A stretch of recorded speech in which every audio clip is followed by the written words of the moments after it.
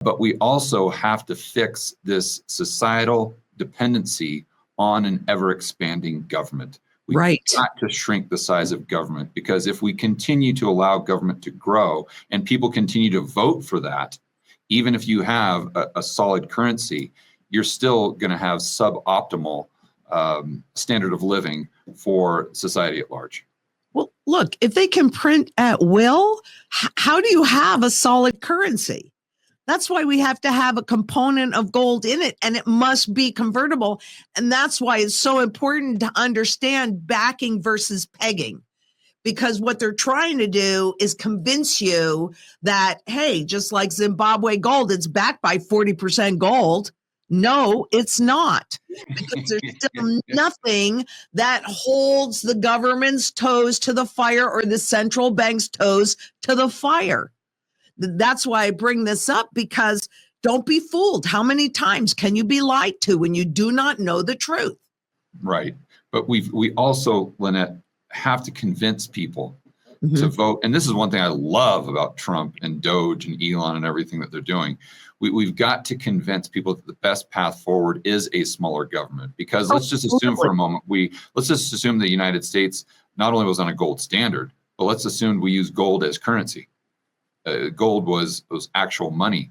And if the society at large votes for, let's say, government, through taxation, even though they're not creating any more currency units, they're not creating any more money. If society votes for government spending to be 30% of GDP, that's exactly what it's going to be. And I would argue that's still going to be suboptimal when you look at the amount of goods and services produced, because of the lack of efficiency of government being such a big part of economic output.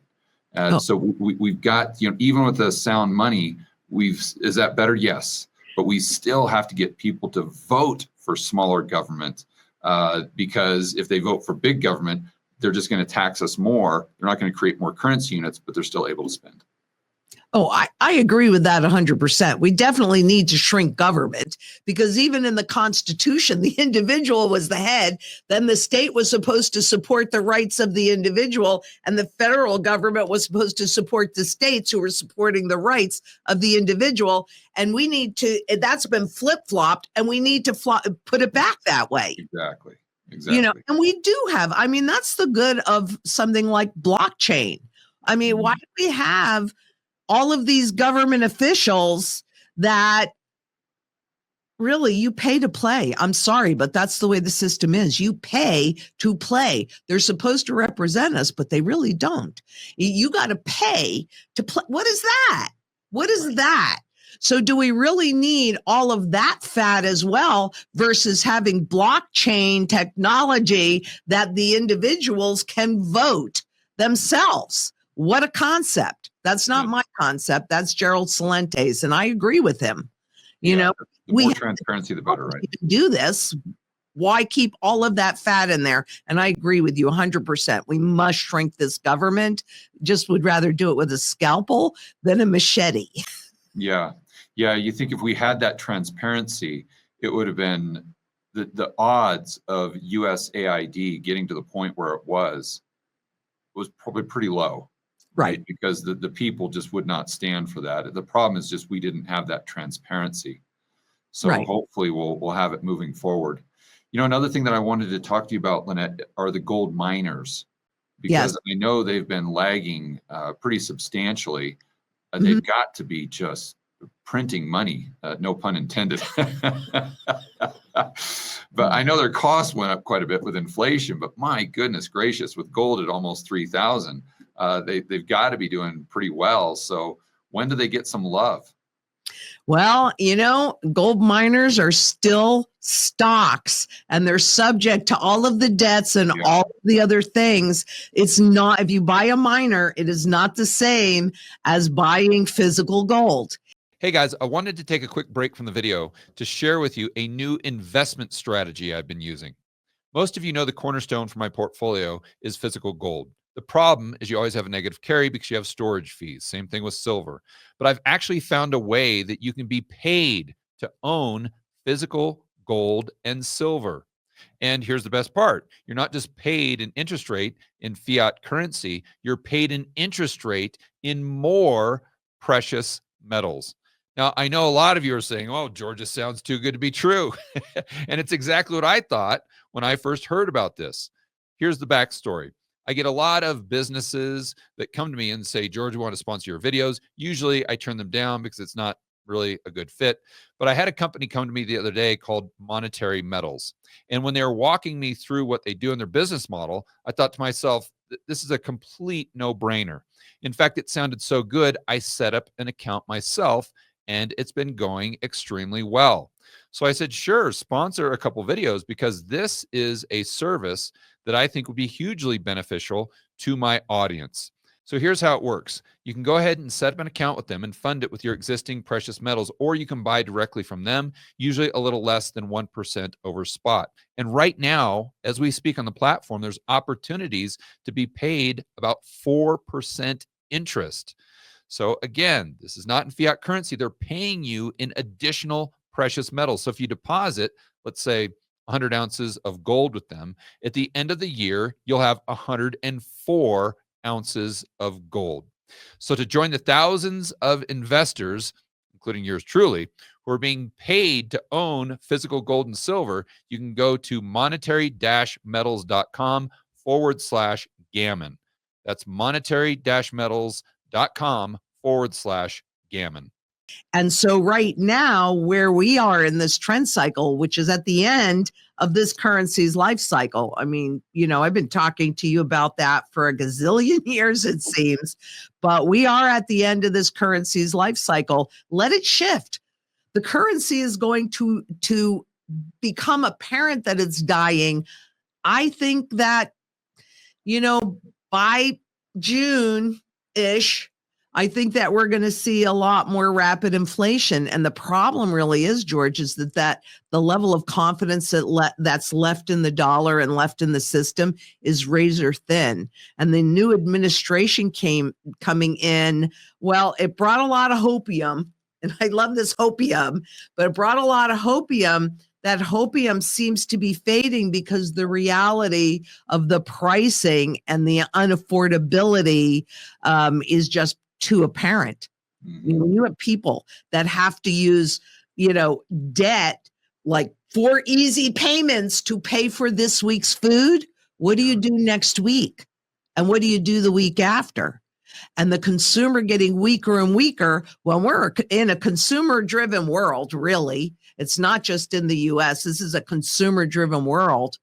And that inflation erodes the purchasing power of the currency. And let's see, am I going to put food on the table? Am I going to put gas in my tank? Or am I going to buy that blouse?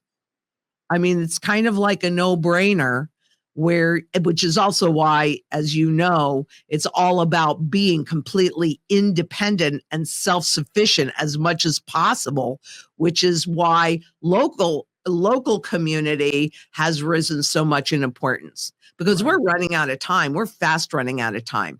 There isn't one person that got us into this mess. And I'm sorry to tell you, but there isn't one person that's going to get us out of this mess, even cutting government, even no matter what they do. We have to transition into a completely new system. And these transitions are not easy and they're not fun. And everybody is impacted. You get to decide how you want to be impacted. That's where the foundation and sound money comes in. But you also need security in food, water, energy, security itself.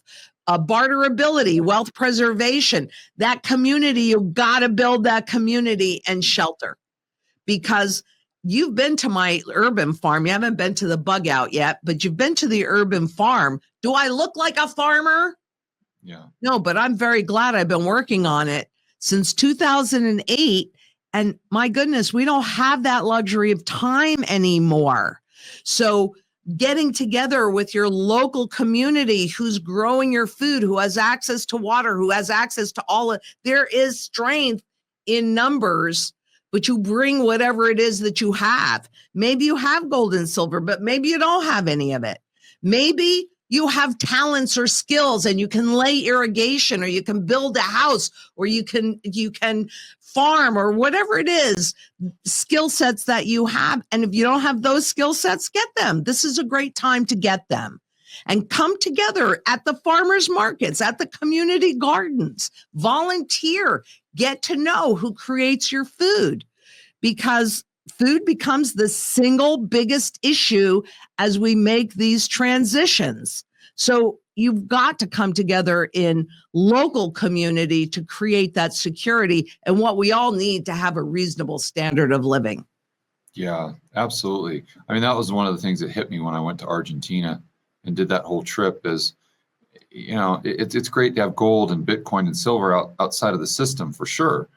But if you don't know people, if you don't have a network, it's not going to do you any good, because you can't eat the gold. You can't eat the dollars, right? Or the Bitcoin. Right. You need someone that you trust and that trusts you and that wants what you have to go ahead and trade with. And that's all about relationships. Isn't it? And it's not just, we talk about bartering and Plan B and kind of being self-reliant, and that's incredibly important.